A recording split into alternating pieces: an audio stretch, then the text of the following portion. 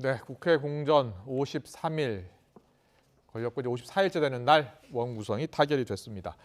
또 어제 정부가 발표한 세제 개편안을 두고서 여당에서는 세감면 경제 활성화를 위해서 필요했다라고 주장하고 있고 야당에서는 부자 감세다, 대기업만 감세해줬다라고 비판하고 나섰습니다. 국회 정상화와 함께 여야가 세제 개편 문제로 일단 세게 충돌할 것 같습니다. 오늘 정부의 현안을 최영두 국민의힘 의원, 이소영 더불어민주당 의원과 말씀 나눠보겠습니다. 어서 오십시오. 안녕하세요. 안녕하세요. 네, 안녕하십니까. 안녕하세요. 원구성 합의 타결 소식부터 좀 잠깐 짚어볼게요. 막판 최대 쟁점이 이제 과방위하고 행안위 어떻게 하느냐가 서로 하나씩 나눠 갖자라는부터 여러 이야기를 했었는데 결국은 1년씩 번갈아 가면서 하기로 한 거죠. 이거 합의하는데 54일이나 걸려야 할 문제였습니까? 이소영 의원님은 어떻게 보셨어요? 사실 53일 동안 원구성이 지연된 부분에 대해서는 너무나 송구함이 크고 네. 안타까운 일이죠. 왜냐하면 원구성이 이제 지연되는 거는 전부 국민들의 손해로 돌아가는 일이기 그렇습니다. 때문에 예. 사실 여야가 조금 더 전향적으로 속도를 내면서 협상을 했었어야 되는데 이제 사실 협상이라는 것이 각자 입장에서 자신들이 원하는 것을 지켜내려고 노력을 하다 보니까 이제 원구성이 지연된 부분이 저도 매우 선거가 안타깝습니다. 코앞이었다면 안 그랬을 것이다라고 하는 분도 있더라고요. 그렇게 말씀하셔도 저는 할 말이 없는 얘기라고 예, 생각합니다. 예. 네. 최영두 의원님, 50여일 동안 사실상 국회가 공전을 했잖아요. 그래서 여야 의원들이 문호동, 무임금 원칙에 따라 세 반납하자라는 이야기 혹시 없습니까? 그런 이야기 있고 또 그런 각오도 있습니다. 아, 그러나 예. 더 이 일이 이제 지속적으로 더 잘 되는 것이 중요하고요. 네. 일회성으로 반성하는 채 하는 것이 무슨 소용이 있겠습니까? 근본적인 개선안을 마련해야 된다고 생각을 하고요. 근본적인 개선안이라는 근데 거죠. 저는 국회의원의 그 세비라 그러는데 세비를 국가 경제 성장률에 연동시킨다든가 또 국민 평균 소득에 연동시킨다든가 하는 이런 방식으로 국회의원들도 세비를 똑같이 그 세비라는 것이 국민의 생활 체감에 맞게끔 또 경제 성장에 맞게끔 이렇게 조정하는 그런 어떤 탄력적인 원칙을 만드는 것이 중요하다고 생각하고 제가 곧 이 법안을 한번 제출할 테니까 이소영 의원님랑 같이 하시죠. 예. 문호동 무임금도 집어넣고. 그것도 가능하죠. 예. 사실은 또 저희들도 기부도 많이 하고 있습니다. 네. 또 우리 한 의원님은 전액 과거 반납하겠다 했는데 국회 보니까 원구성 합의가 늦어지면 거기에 대해서 세비를 반납하는 의원들이 많더라고요. 예. 예. 다들 그게 너무 송구해서 그것이 또 일회용 전시로 비칠까봐 하는 거로 있는 마음은 다 그렇습니다. 이 무거운 알겠습니다. 마음은 어떻게 하겠습니까? 예. 그러나 또 중요한 점은 매번 이렇게 반복되는 거 이게 이제 우리가 국회가 우리나라 대통령 선거라든가 다른 공직과 달리 협치의 전통을 만들어 왔기 때문에 그렇습니다. 네. 사실 외국 의회 같은 경우는 다수당이 전체 상임위를 다 가져가는 거거든요. 그런데 예. 22년 전에 당시 민주당이 제안하고 민주당이 해서 당시 다수당이 다 가져가지 말고 의석수대로 상임위를 나누자. 그리고 1당이 국회의장을 하고 2당은 법사위원장을 하자. 이게 이제 전통과 원칙으로 확립되어 왔는데 예. 그게 갑자기 무너지면서 그거 복원하느라고 시간이 걸렸습니다. 알겠습니다. 이제 늦은 만큼 열심히 일해 주셨으면 좋겠는데요. 네. 예, 알겠습니다. 어제 정부가 대규모 감세안 내놨으니까 이 감세안 이야기 좀 하겠습니다. 대규모 감세 아닙니다. 그러니까 역대급이라고 표현을 하던데요. 이번 감세안의 핵심은 뭐라고 보세요?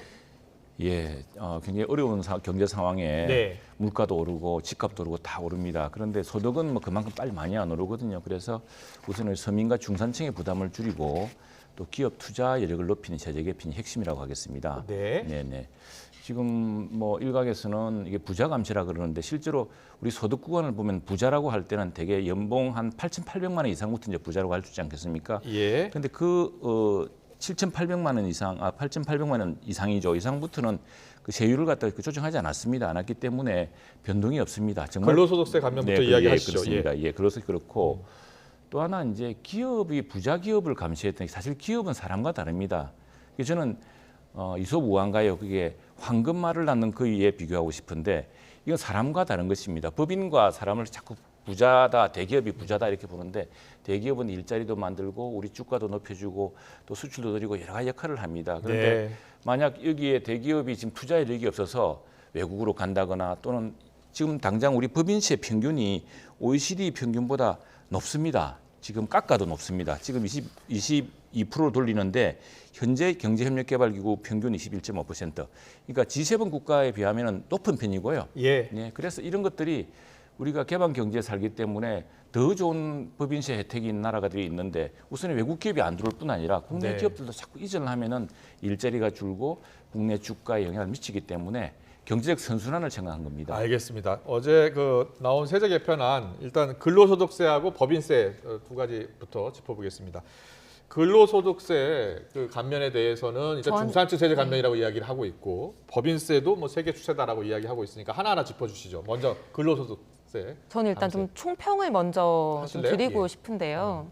이게 최근에 우리가 한 2년 넘게 정말 코로나라고 하는 긴 터널, 어두운 터널을 건너오면서 국민들이 고통받지 않았습니까? 네.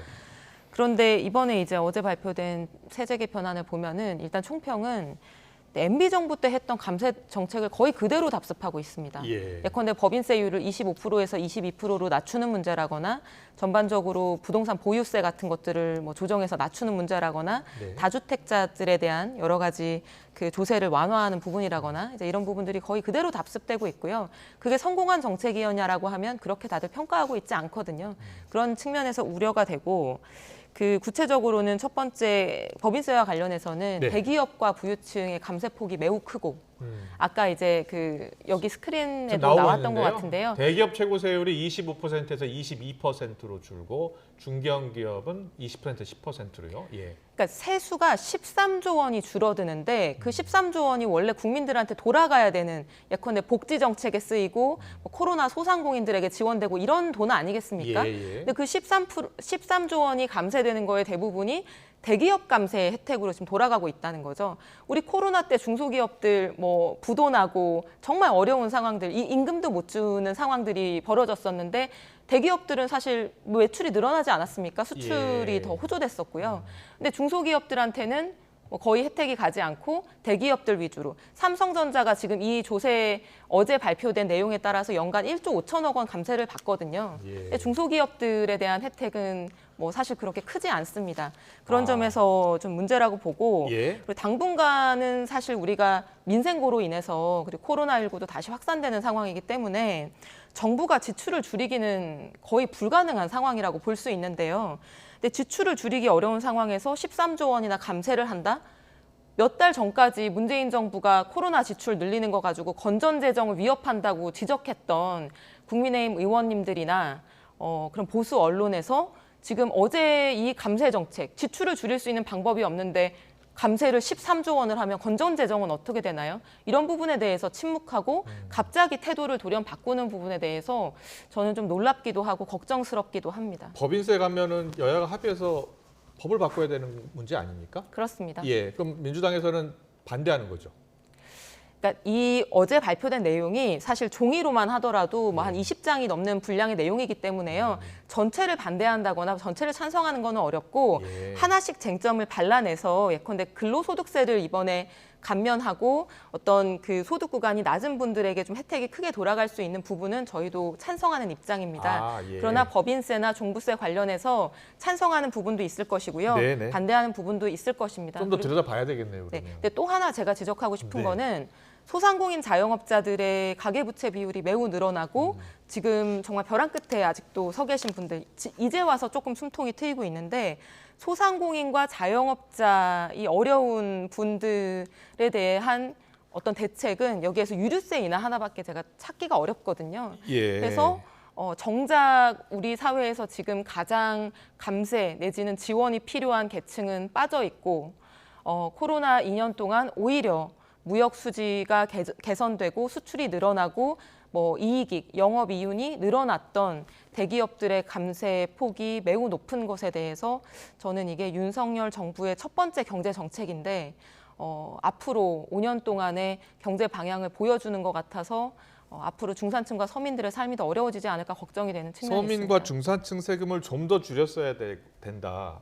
특히 중소기업 지원이 더 됐어야 한다라는 이야기를 해주셨거든요. 네, 지금 그리고 중견기업 특히 자영업자에 대한 여러 가지 혜택이 부족하다라는 지적도 있었어요. 지금 지난번에 우리가 추경을 통해서 600만 원씩 하고 최고 1,000만 원씩 해주지 않았습니까? 아, 예, 그게 코로나19 그래서 어려운 이제 했고, 코로나19로 어려웠던 소상공인한테 지급을 했죠. 이제 하나하나 이제 설명을 드리면은 MB의 반박이다 그러는데 사실 MB랑 비슷한 측면이 있습니다. 어떤 게 비슷하냐 그러면은 MB 정권 출범할 시기에 리먼 사태라고 글로벌 금융위기가 왔습니다. IMF 외환위기. 2008년 세계 금융위기. 굉장히 어려운 시기에 경제를 시작을 했는데 국내적으로는 IMF FTA 반대 때문에 굉장히 큰 진통을 겪기도 한 시기인데 결과적으로는 MB 정부 때 그 정책들이 글로벌 금융위기를 극복하는 데 도움이 됐다는 것이 객관적인 평가입니다. 실제로 경제 상황이 좀 나아졌고요, 나중에. 그래서 뭐 어느 정권이면 어떻습니까? 실제로 성공한 정책을 채택하는 게 중요하죠. 또 하나는 이제 대기업을 그러면은 자꾸 우리가 지금 대기업이 돈을 많이 버는 게 나쁜 게 아니고 대기업이 돈을 많이 벌고 주로 달러를 벌어옵니다. 달러를 벌어오면은 환율이 안정되겠죠. 환율이 안정되면 수입 물가가 떨어집니다. 우리 다 가계가 혜택을 봅니다. 또 금리도 우리가 달러 보유고가 많으면은 미국 달러에 대해서 우리가 너무 미국 그 금리에 비해서 조금 여유가 생깁니다. 그래서 금리도 안정될 테고 이런 상황을 생각한다면은 우리가 황금알을 낳는 그 일을 알을 자꾸 빼먹고 아니면 배를 가르는 게 중요한 게 아니고 황금알을 낳는 그 일을 더 키우고 더 숫자를 늘리는 게 중요합니다. 그래서 투자 여력을 높이게 해주는 거거든요. 이 법인세라는 게 우리가 50%를 또 하면 얼마나 좋겠습니까? 그런데 그럴 수가 없는 것이 외국에는 법인세를 자꾸 낮추는 이유가 투자를 유인하는 것이거든요. 그리고 옮겨가 버리면은 우리는 황금알을 넣는 거의 하나가 외국으로 빠져나가는 겁니다. 그래서 이런 것들이 다 종합적인 고려를 통해서 이루어지는 것이기 때문에 그리고 또 하나는 그러면은 어떻게 하느냐 이 세수를 줄여버리면은 세출을 줄여야 될 텐데 세출을 줄여야 됩니다. 우리가 이전에 그 계속 민주당 정부 시절에 주장했던 것은 세출 조정을 하자. 너무 지금 예산을 급격히 늘리고 있고 또 부채도 늘리고 있다. 그 세출 조정을 통해서 추경안을 짜자라고 이야기했습니다. 우리가 600조가 넘습니다.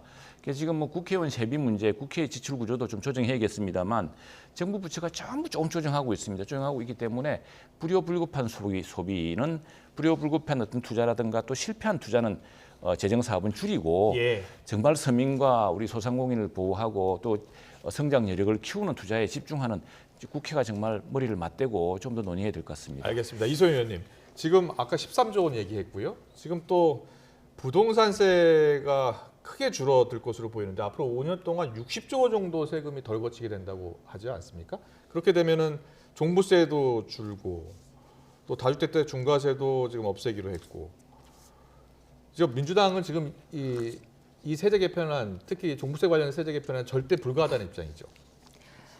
종부세 관련한 세제 개편안 중에 예컨대 불가피한 다주택자에 대해서 좀 불이익을 드렸던 부분이라거나 이런 부분 합리화해야 되는 부분들이 있습니다만 그런 부분들이 이제 지적돼 왔던 부분들은 합리화시킬 필요가 있겠죠.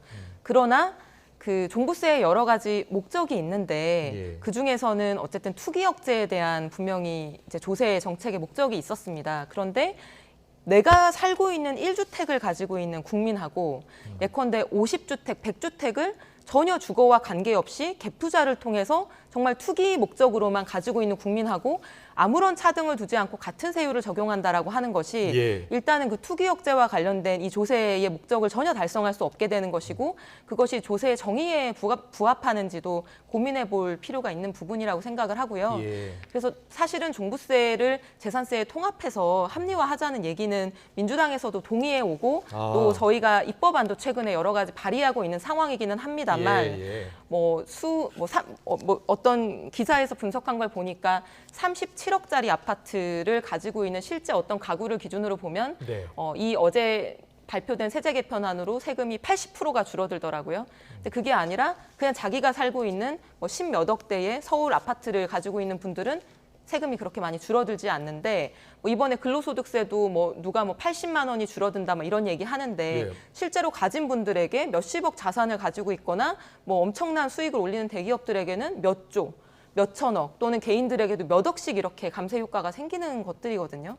그럼 이것이 과연 일반적인 국민들 그리고 우리 지금 삶이 어려운 중산층과 서민들을 중심에 놓고 고민한 세제 개편 아닌지에 대해서는 저는 긍정적인 평가를 하기가 조금 어렵습니다. 네, 이 부분 아마 우리 이제 이소영 의원님께서 이제 국토부에 가시면은 상세히 뜯어볼 일이 생길 겁니다. 예. 이거 저는 이제 산중위를 가게 되는데 그러면은 기업 투자와 이 법인세의 효과를 따져보게 되겠죠. 아마 예. 여야간에 머리를 맞댈 일이 있을 것 같습니다. 네네. 하나 말씀드리자면은 지금 다주택자에게 부과한 중부세 최고세율이 6%입니다. 네. 근데 이게 이제 사실상 개인 재산 약탈이라고 아까 이야기했는데 왜냐하면은 6% 세율로 17년간 내면은 재산을 홀라당 다 날리게 됩니다. 그리고 또 하나는 무슨 문제가 있냐면은 중저가 이주택자, 다주택자를 이제 징벌적으로 과세를 했기 때문에 예.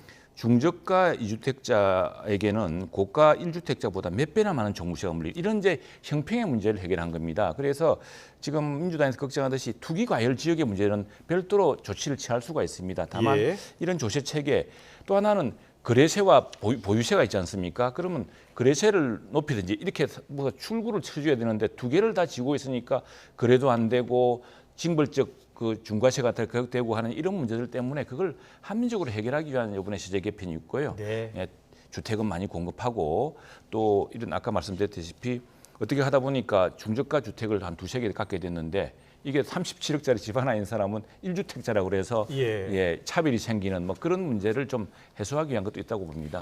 제가 최영두 의원님께 이 질문을 드리고 싶은데 네. 지금 어제 발표된 윤석열 정부의 개편안에 따르면 내가 사는 하나의 주택을 가진 사람하고 예. 갭 투자로 한 50채 정도의 저가 예. 아파트를 가진 사람하고 동일한 세율을 적용받아서 세금을 납부하게 되거든요. 그 방향이 옳다고 생각하시나요? 방금 말씀하신 것처럼 실제 그런 부당한 케이스도 있습니다. 강남에 뭐 20억짜리 아파트를 가지고 있는 사람은 1주택자로 뭐 세율이 낮게 적용되는데 예컨대 그거보다 훨씬 더 저렴한 뭐 강북의 주택 두 개를 가지고 있는 사람이 세율을 더 많이 낸다라고 하는 거는 누가 들어도 불합리한 그렇죠. 측면이 있죠. 근데 그런 개별 케이스의 불합리를 조정하는 거는 사실 이주택에 대해서 조금 더 완화한다거나 네. 어떤 뭐 구간을 정해서 요 범위 내에 예, 들어오는 다주택자까지는 보호한다거나 이런 것들은 얼마든지 합리적으로 여야가 저는 논의할 수 있다고 생각하는데 네, 네. 아예 아무런 제한이 없이 1주택이든 100주택이든 동일하게 그럼 이거는 100주택을 가진 사람들에게 혜택을 주는 법이 아니겠습니까? 지금 보면은 1주택자와 2주택 이상 그 중과 제도에서 이제 2주택 이상 중과세 제도를 없애는 측면이 있는데 너무 많은 집을 가진 사람한테도 똑같이 적용되는 게 문제란 말씀이시는 거죠? 그러니까 어느 정도의 배려는 필요하겠지만 예컨대 네. 저는 2주택까지는 예. 그게 상속으로 인한 2주택도 있고 우리 요새 세컨하우스가 근데 로망 민주당이 아닙니까? 원래 2주택, 3주택, 4주택 중과를 민주당에서 만든 제도 아닙니까? 그러니까 중과가 네.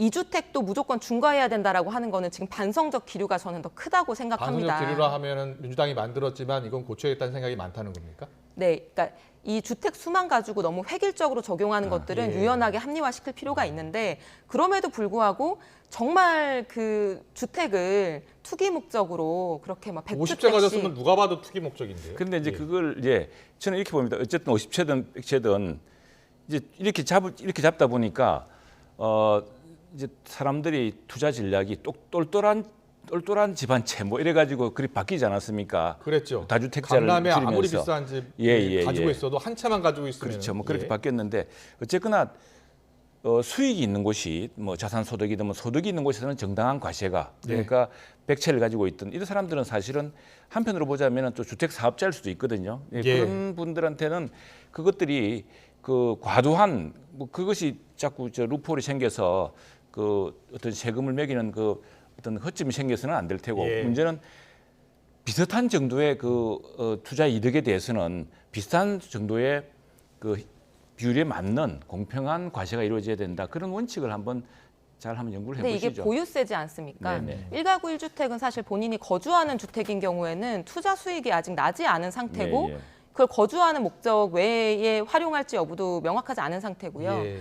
예컨대 10주택 이상 갭 투자를 해서 가지고 있는 다주택자의 경우에는 앞으로 투자 수익이 발생할 것이 명확한 상황인데 그거를 나중에 투자 수익이 발생할지 모르니까 뭐 동일하게 취급해야 된다라고 하는 것 자체가 이 보유세 논쟁하고는 안 맞는 것 같고요. 아마 여야가 이걸 거래세 좀 문제를 합의를 또 해야 하기 되는 때문에, 부분이 네. 있는 것 같아요. 그러니까 이게 누가 봐도 투기 목적이라면은 분명히 거기에 그렇습니다. 제한을 가하는 법을 만들어야 될 것 같습니다. 맞습니다. 거기에 대해서는 이견이 없을 겁니다. 예, 예, 실질적인 알겠습니다. 실효적 방안이 아직 중요하겠죠. 여야가 합의를 해야 되고 또 본회의를 통과해야 될 법안도 있기 때문에요. 여기까지 이야기 듣고요. 그 법인세 관련해서 한 가지만 네, 말씀하세요. 제가 좀 지적을 하고 싶은데요. 예, 예. 그 일단 저는 국민의힘 의원님들께 묻고 싶습니다. 예.